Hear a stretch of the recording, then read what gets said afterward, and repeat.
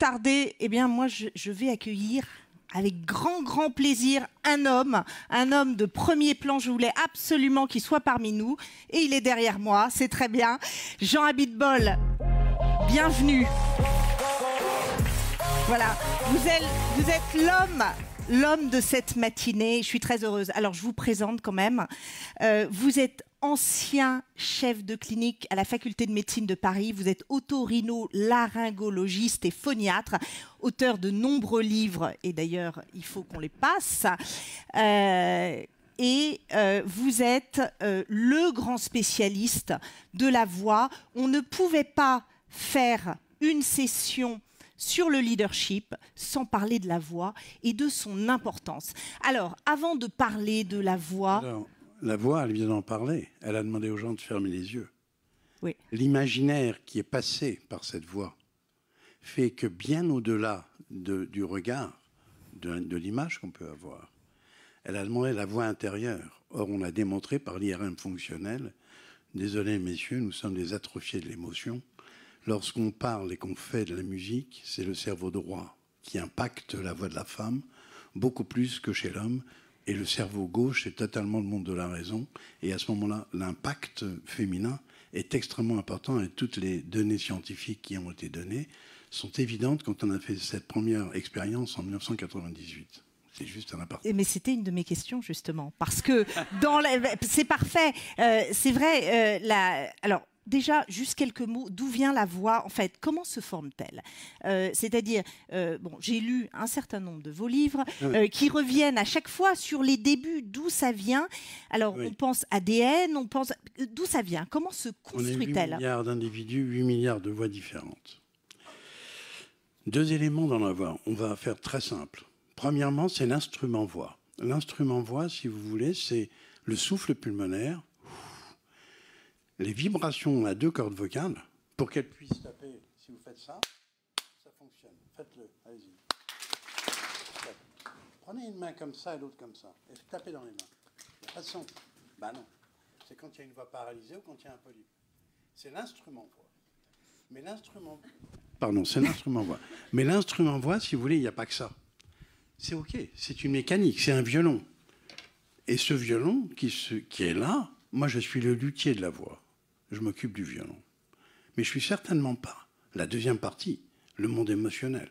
La main qui va guider Yehudi Menuhin sur son violon. Et Yehudi Menuhin, un jour, est arrivé dans un restaurant, on lui a dit « Oh, qu'est-ce qu'il est beau votre violon !» Il dit « Tenez, jouez !» Bien sûr que ça ne veut rien dire. Donc, la voix, c'est 2 éléments.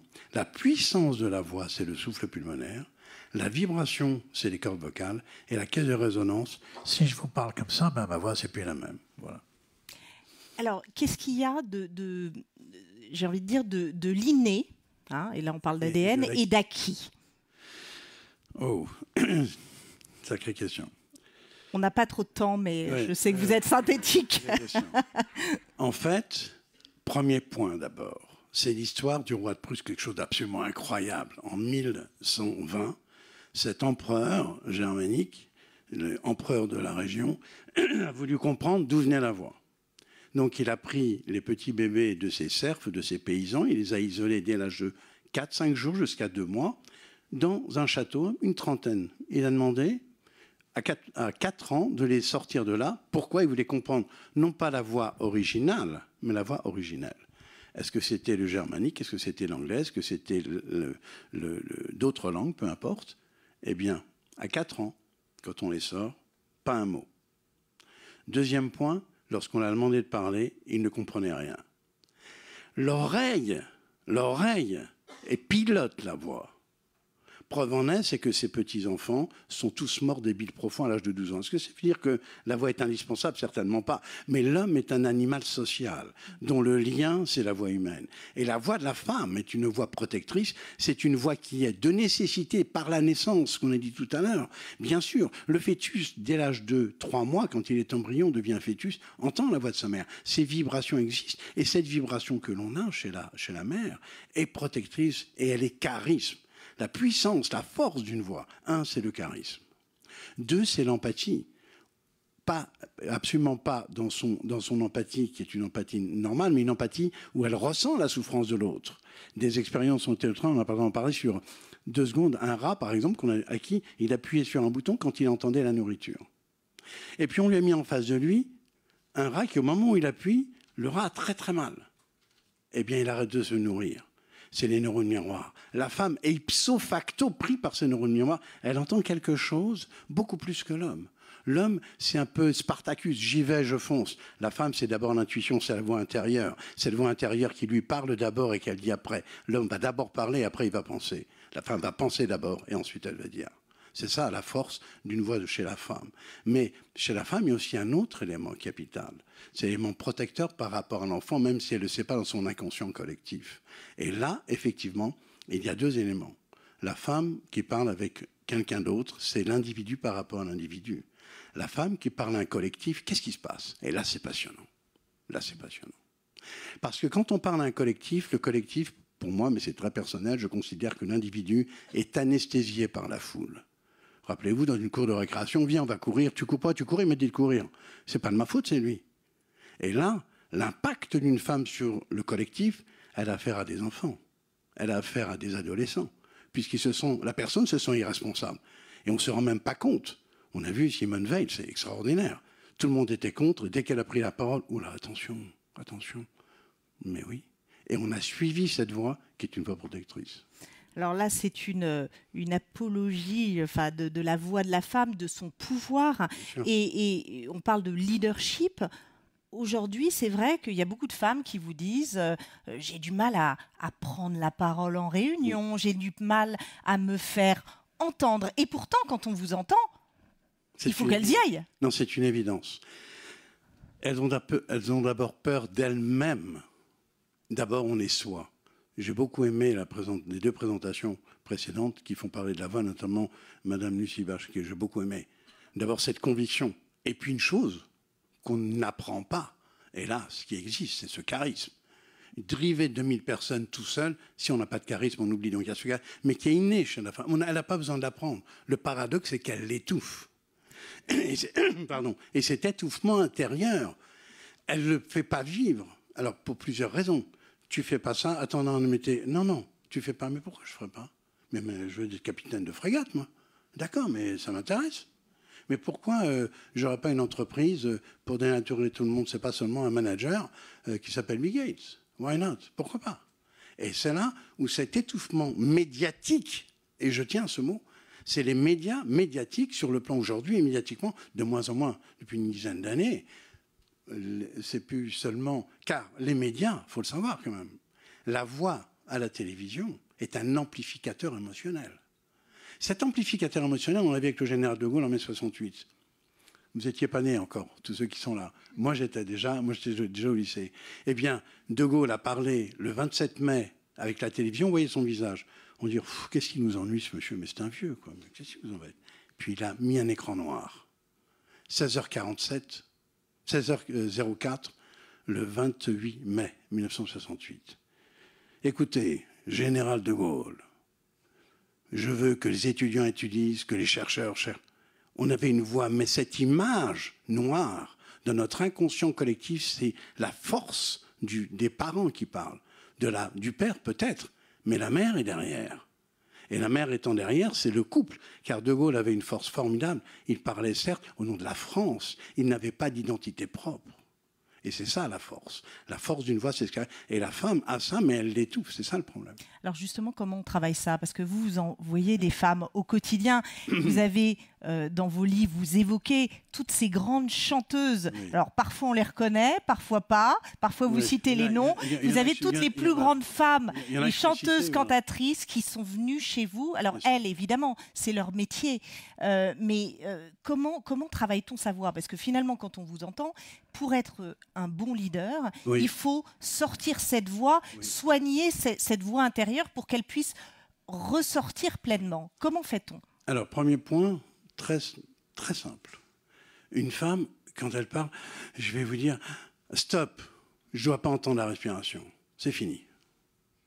50% des femmes qui travaillent pour pouvoir être leadership, pour prendre votre question, d'abord travailler la respiration.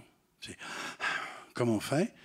On met les mains tendues comme ça, on les met en arrière, on ne peut pas se mettre comme ça. On est obligé de se redresser. C'est la verticalité du corps. Premier point. Deuxième point, les silences. Et je vais vous raconter une histoire, celle de Peter Brook. Très intéressant. Peter Brook, que j'ai connu, qui était devenu une excellente relation, un ami quand il est mort maintenant, il y a quelques mois, c'est pas longtemps. J'ai supplié d'assister à un casting. 3 femmes arrivent.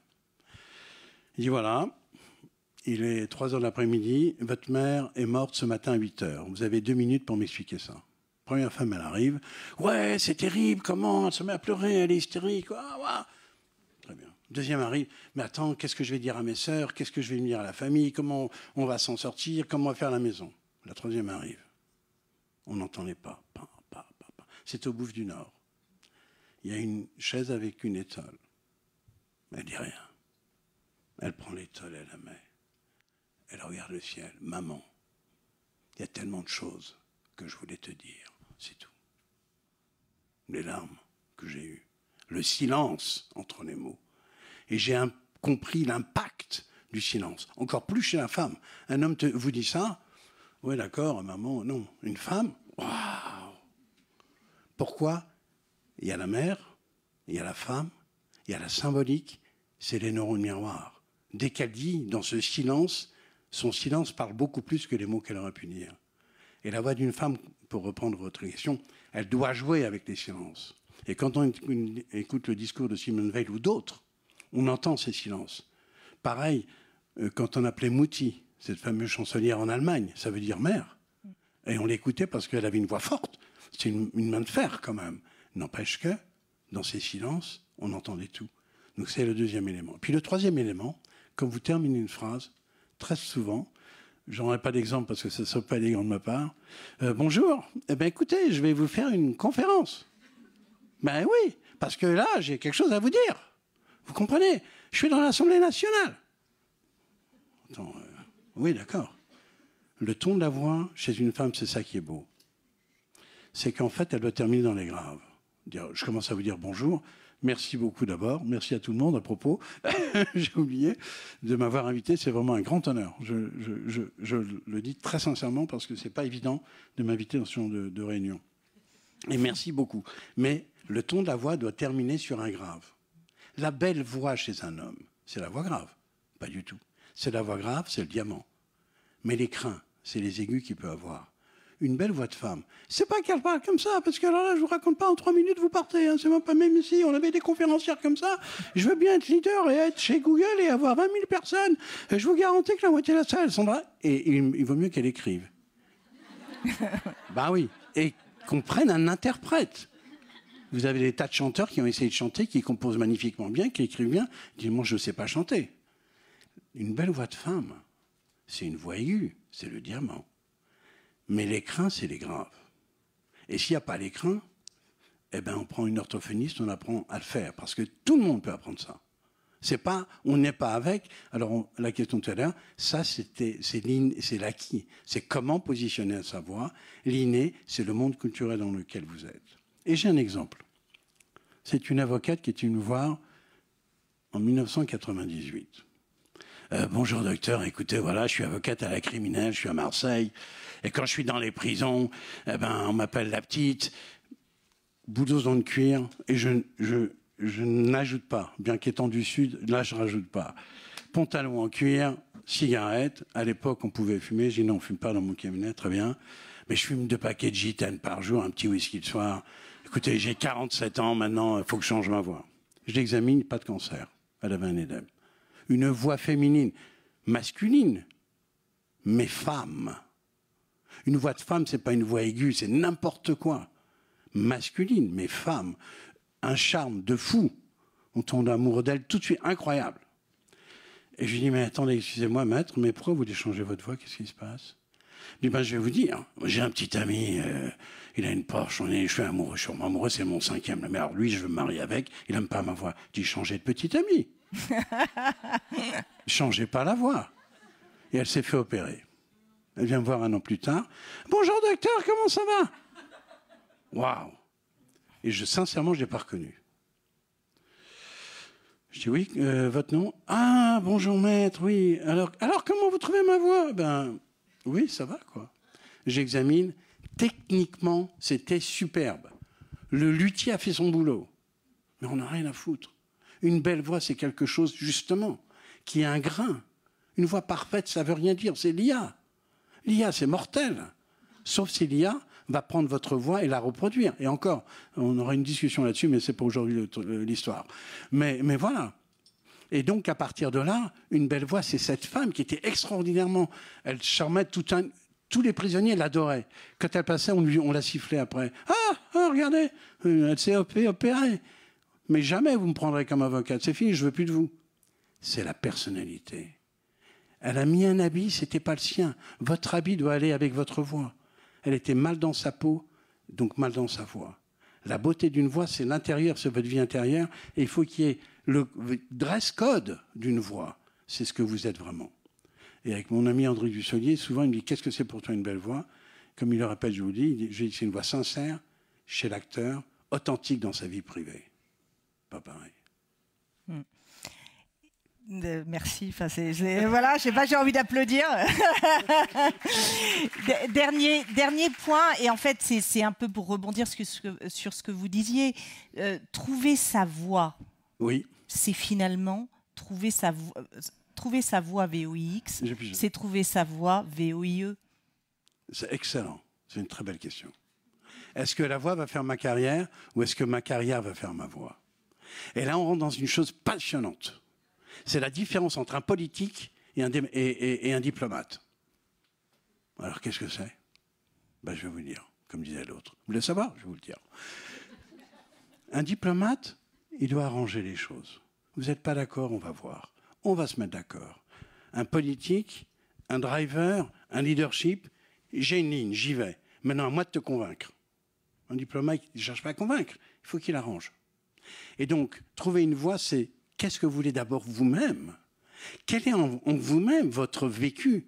En quoi, moi, Jean, comme homme, ou on prend quelqu'un que j'aimais beaucoup et qui est hélas un peu fatigué maintenant, Céline Dion, sa voix intérieure, c'était elle. Mais à un moment donné, il faut oublier le paraître. Le paraître, s'il n'est pas en accord avec votre dress code, il y a une rupture. Et la rupture, là, vous crée des gros problèmes. Et là, on se retrouve justement, pour répondre à votre question complètement, la voix, quelque part, elle va vous donner une force qui, si elle est naturelle, c'est simple. Si elle ne l'est pas, parce que vous êtes timide, parce que vous vous renfermez, parce que vous n'osez pas, pour prendre un mot qui a été répété plusieurs fois ce matin et qui est remarquable, eh bien oui, cette voix, on apprend à la placer, on apprend à la donner, on apprend à être soi-même heureux de sa propre voix. Mais plus que cela, si vous êtes un leader, homme ou femme, mais j'allais dire presque plus chez la femme, parce qu'à chaque fois, il faut qu'elle démontre qu'elle... Mais non, mais c'est n'importe où. Mais oui, ça arrive. Il faut qu'elle ait une expertise de ce qu'elle va faire. C'est-à-dire, quand on prend, j'ai oublié le nom, So Good ou To Be Good. To good. Voilà, très bien. Eh bien, l'expertise, elle est là. Je veux ça, je sais où je vais. Mais si moi, je suis convaincu de l'expertise que je veux, ma voix va être avec. Mes fins de phrases vont être dans les graves. Mes fins de phrases vont être avec des ruptures, permettant à l'autre de comprendre ce que je veux dire. Et le vocabulaire que je vais employer sur le plan du verbe de la voix, l'autre doit le comprendre. Et l'histoire la plus extraordinaire, parce que j'ai eu la chance de traiter l'amiral de Gaulle, qui est parti hier, qui était quelqu'un que j'ai traité pendant des années. Et il m'avait dit une chose absolument impressionnante.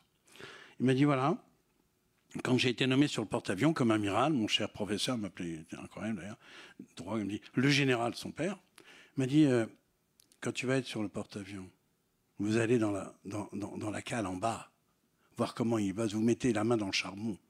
Et l'amiral lui dit, mais mon général, pourquoi je veux faire ça? Il parlait comme ça avec son père. Oui.